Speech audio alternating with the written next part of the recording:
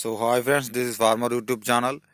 నిన్న నైట్ మాది కమలాపూర్ మండలం, హన్మకొండ డిస్టిక్ అండి. ఇది నైట్ రాళ్ళ వర్షంను ప్లస్ తుఫాన్ లాగా మొత్తం గాలి వచ్చింది. ఇగో చూడండి, ఫ్లవరింగ్ కానీ చెట్టుకున్న కాయలు కానీ మొత్తం రాలి వన్ సైడ్ వంగింది తోట. ఇక చూడండి, మొత్తం వన్ సైడ్ పడ్డది. మరి రైతుల పరిస్థితి ఇంత దారుణంగా మారింది. ఇక చూడండి, రాళ్ళు పడి మొత్తం ఇగురు చిన్న చిన్న గాయాలు మొత్తం రాలిపోయినాయి. చూడండి మా రైతుల పరిస్థితి ఏ విధంగా ఉందో. మరి ఇన్ని ప్రభుత్వాలు ఇన్ని మన మారినా కానీ రైతుకు ఒక ఇన్సూరెన్స్ క్లెయిమ్ అయింది నేను ఎన్ని సంవత్సరాల బట్టి అసలు చూడలే అండి. ఇప్పుడు పంట నష్టం ఇచ్చిన దాఖలాలు ఎక్కడ చూడలేదు.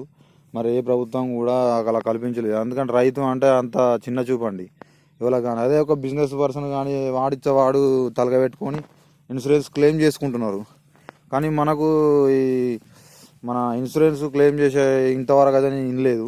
మనం రైతులు కట్టుకొని ఏమన్నా చిన్నపాటి నష్టం క్లెయిమ్ చేసింది మాత్రం నేను ఎక్కడ దాఖలాలు వినలేదు. మరి రైతు అంటే అంత చిన్న చూపు. ఇక చూడండి, మరి మొత్తం కింద పడిపోయింది.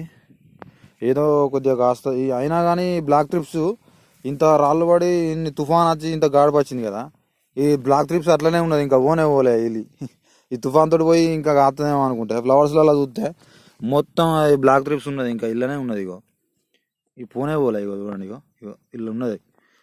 మరి రైతుల పరిస్థితి చూడండి ఎలా ఉందో. ఈ సంవత్సరం పత్తి రైతులకు కొద్దిగా ఏం కాదండి, కానీ ఈ మిర్చి రైతులకు మాత్రం తీరని నష్టం అండి.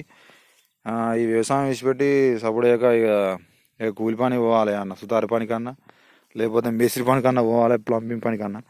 మరి ఈ వ్యవసాయంలో ఏం మిగులుతలేదు.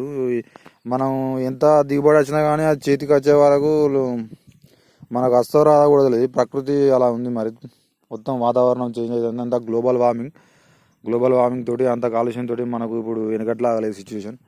మొత్తం ఒక పక్క వంగింది తోట మొత్తం. మరి మిర్చి రైతులు మాత్రం ఇక ఈసారి తీరని లోటే. ఏ ప్రభుత్వాలు కానీ ఎవడు కానీ పట్టించుకోవడం లేదు. Okay friends, right.